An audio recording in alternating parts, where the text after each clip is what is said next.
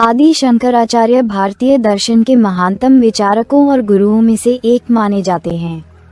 उन्होंने अद्वैत वेदांत के सिद्धांतों का प्रसार किया और समस्त भारत में सांस्कृतिक और आध्यात्मिक पुनर्जागरण लाने का कार्य किया।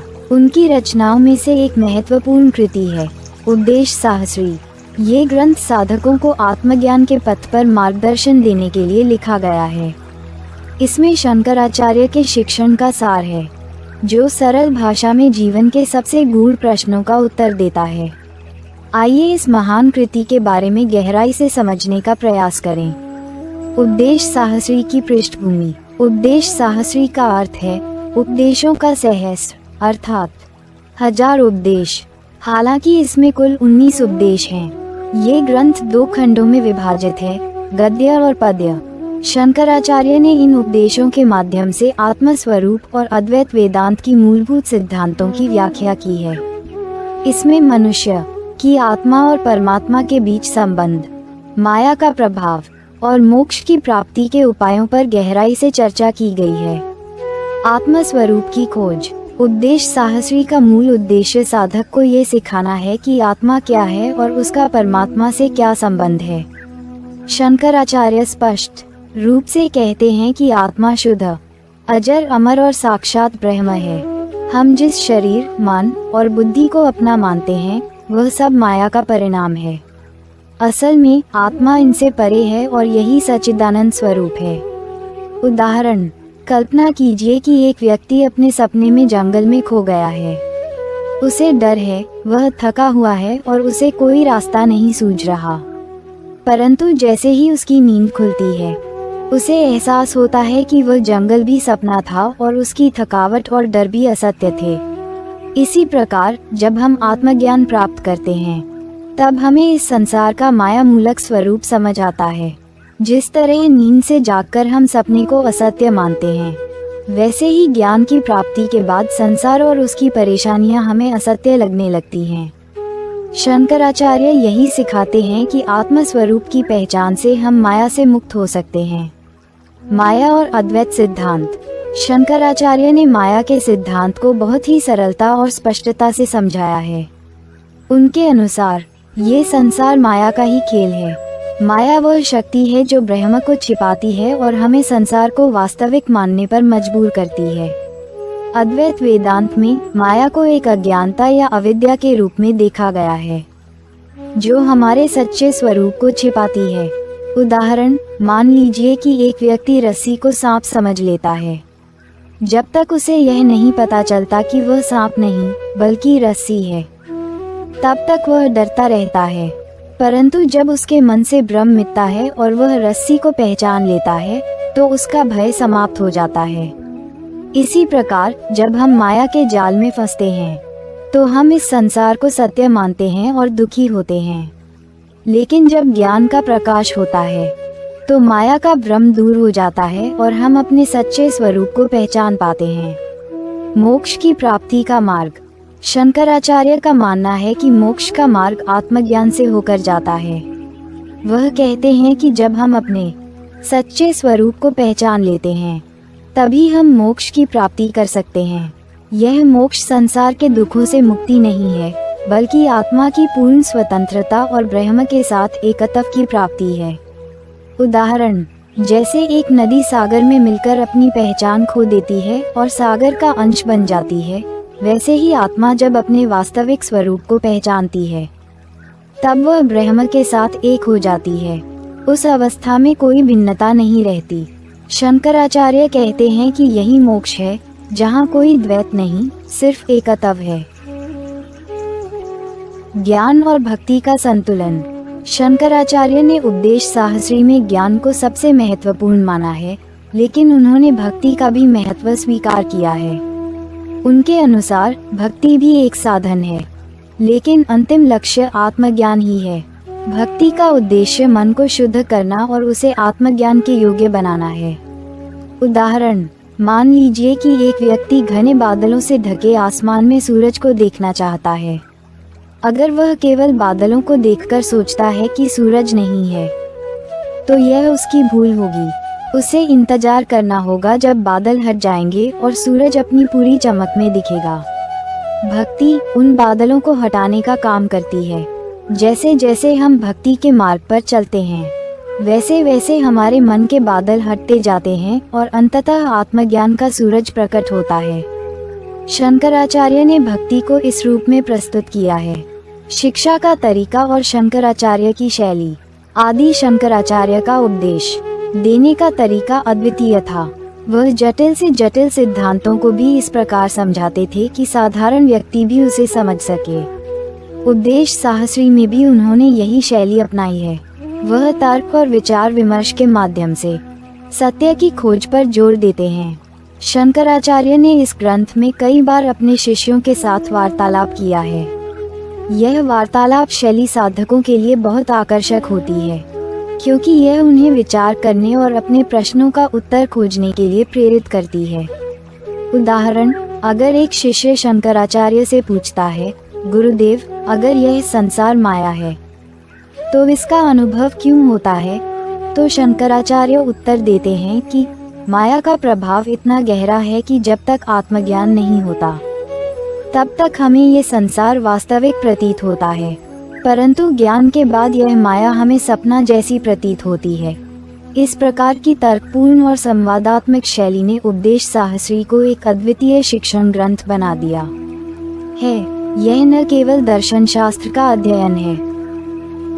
यहाँ प्रस्तुत हैं उपदेश साहस्री के 10 प्रमुख उद्धरण, जो आपको न केवल सोचने पर मजबूर करेंगे, बल्कि आपकी आत्मा को जागृत करने का भी प्रयास करेंगे।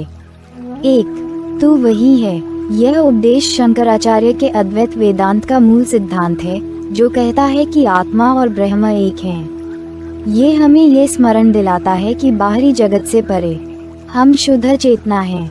इस गूढ़ वाक्य का अर्थ है कि जिस परमात्मा को हम बाहर खोजते हैं, वह हमारे भीतर ही है। प्रेरणा।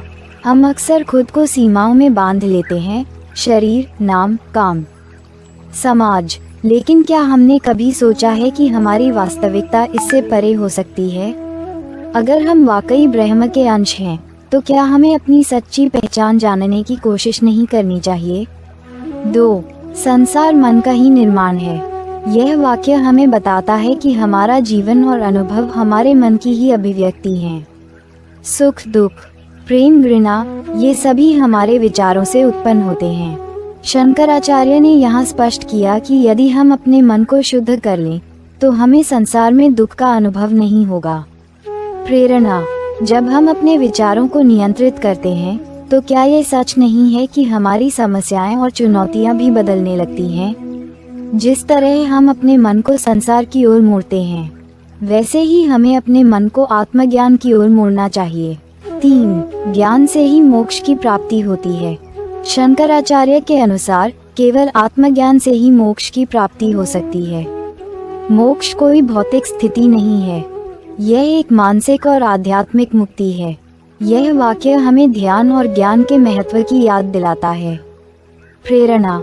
हम बाहरी दुनिया में बहुत सी चीजों की खोज करते हैं, धन, यश, सुख, लेकिन क्या यह सच्चा आनंद है, या फिर असली मुक्ति और आनंद आत्मा के भीतर छिपा हुआ है, जिसे हम समझ नहीं पा रहे हैं? 4. आत्मा सदा से ही मुक्त है। शंकराचार्य के इस वाक्य का अर्थ है कि आत्मा कभी बंधन में नहीं होती। माया के कारण हमें ये भ्रम होता है कि हम बंधे हुए हैं, लेकिन असल में हम सदा से मुक्त हैं। आत्मा का ये शुद्ध स्वरूप हमें अज्ञान से परे ले जाता है। प्रेरणा। जब हम अपने दैनिक जीवन में समस्याओं से घिर जाते हैं, तो हम अक्सर खुद को असहाय महसूस करते हैं, लेकिन अगर हमारी आत्मा सदा से ही मुक्त है, तो क्या हम इन समस्याओं को भी अपनी सीमित सोच से बना रहे हैं? 5. ब्रह्म सत्य, ज्ञान और अनंत है। यह वाक्य ब्रह्म के 3 प्रमुख गुणों को स्पष्ट करता है, सत्य, ज्ञान और अनंतता। यह अद्वैत वेदांत की गहराई को व्यक्त करता है, जो कहता है कि ब्रह्म अनंत है और केवल अनुभव से ही समझा जा सकता है। प्रेरणा। जब आप जीवन में निरंतर बदलावों का सामना करते हैं, तो क्या आपने कभी सोचा है कि कुछ ऐसा भी हो सकता है जो अचल, अनंत और शाश्वत हो? ब्रह्म वही सत्य है जो समय और परिस्थिति से परे है। 6. अज्ञान के नाश से मुक्ति प्राप्त होती है। शंकराचार्य कहते हैं कि अज्ञान ही बंधन का कारण है। जब तक हम अपने सच्चे स्वरूप से अनजान रहते हैं, तब तक हम माया में बंधे रहते हैं। अज्ञान के नाश से हमें मोक्ष मिलता है। प्रेरणा। हम अक्सर सोचते हैं कि बाहरी कारणों से हम दुखी हैं, परिवार, काम, समाज, लेकिन क्या ये हो सकता है कि हमारी समस्याओं की जड़ अज्ञान हो? और अगर हाँ, तो क्या हम अपने जीवन में ज्ञान का प्रकाश फैलाने का प्रयास कर रहे हैं? 7. संपूर्ण संसार ब्रह्ममय है। यह वाक्य हमें ये बताता है कि जो कुछ भी हम देख रहे हैं वह ब्रह्म का ही रूप है। ये हमें भेदभाव से परे ले जाता है और सिखाता है कि सब कुछ एक ही तत्व का विस्तार है। प्रेरणा। हम दुनिया को अक्सर मेरा और तुम्हारा के आधार पर देखते हैं, लेकिन अगर वास्तव में सब कुछ ब्रह्ममय है तो क्या ये सही दृष्टिकोण है? क्या हमें हर व्यक्ति और वस्तु में ब्रह्म को देखने का प्रयास नहीं करना चाहिए? 8. मैं न तो शरीर हूँ न बुद्धि, मैं शुद्ध हूँ और अचल हूँ। यह वाक्य आत्मा की शुद्धता और स्थिरता को व्यक्त करता है। शरीर और बुद्धि अस्थायी हैं, लेकिन आत्मा शाश्वत और परिवर्तनहीन है। प्रेरणा। जब आप अपने शरीर और मन से जुड़ी चुनौतियों का सामना करते हैं, तो क्या आपने कभी सोचा है कि आपकी आत्मा इनसे परे है? शरीर बदलता है, मन भ्रमित होता है, लेकिन आपकी आत्मा शुद्ध और अडिग रहती है। 9. विवेक से परम शांति प्राप्त होती है। विवेक अर्थात सही और गलत की पहचान। जब हम विवेक का अनुसरण करते हैं तो हमें शांति मिलती है। यह वाक्य जीवन के हर पहलू में विवेक के महत्व को दर्शाता है। प्रेरणा। क्या आपने कभी ऐसे समय का अनुभव किया है जब आपने विवेक से निर्णय लिया हो और वह आपको शांति की ओर ले गया हो? विवेक हमें न केवल सही दिशा दिखाता है, बल्कि हमें आंतरिक शांति भी देता है। 10. मैं ब्रह्म हूँ। यह वाक्य अद्वैत वेदांत की अंतिम स्थिति को व्यक्त करता है। आत्मा और ब्रह्म के बीच कोई भेद नहीं है। आत्मा जब अपने सच्चे स्वरूप को पहचानती है, तब उसे पता चलता है कि वह स्वयं ब्रह्म है। प्रेरणा। हम अपने आप को अक्सर सीमाओं में बांधते हैं, जाति, धर्म, वर्ग। लेकिन अगर हम वाकई ब्रह्म के अंश हैं, तो क्या ये सीमाएं सच में मायने रखती हैं? शंकराचार्य का यह वाक्य हमें इस संसार की संकीर्णताओं से ऊपर उठने के लिए प्रेरित करता है। ये 10 उद्धरण न केवल हमें शंकराचार्य की गहन शिक्षा की ओर आकर्षित करते हैं, बल्कि हमें आत्मचिंतन और आत्मज्ञान की दिशा में बढ़ने के लिए प्रेरित भी करते हैं। निष्कर्ष। आदि शंकराचार्य का उपदेश साहस्री केवल एक ग्रंथ नहीं है, बल्कि यह एक आत्मा को जागृत करने वाली यात्रा है। ये हमें सिखाता है कि हम कौन हैं, इस संसार का क्या स्वरूप है और मोक्ष की प्राप्ति का मार्ग क्या है। शंकराचार्य के उपदेश हमें ये बताते हैं कि जब तक हम आत्मा के सच्चे स्वरूप को नहीं पहचानते, तब तक हम माया के बंधनों में फंसे रहते हैं। लेकिन जब ज्ञान का प्रकाश होता है, तब हमारी आत्मा स्वतंत्र हो जाती है और हम ब्रह्म के साथ एक हो जाते हैं। इस ग्रंथ की भाषा और शैली साधारण होते हुए भी गहराई से भरी हुई है। ये हमें हमारे जीवन के सबसे महत्वपूर्ण प्रश्नों के उत्तर देने में सहायता करता है। जब हम उपदेश साहस्री को हृदय से समझते हैं, तब ये हमें आत्मा की शुद्धि और मोक्ष की प्राप्ति के पथ पर ले जाता है। ये शंकराचार्य की सबसे महान कृतियों में से एक है, जो आज भी हमें सत्य के मार्ग पर चलने की प्रेरणा देती है।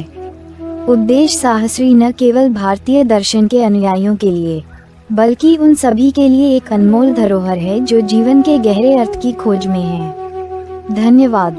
यदि आप हमारी मेहनत की सराहना करते हैं तो कृपया इस पोस्ट को लाइक और शेयर करें और हमारे चैनल को सब्सक्राइब करें।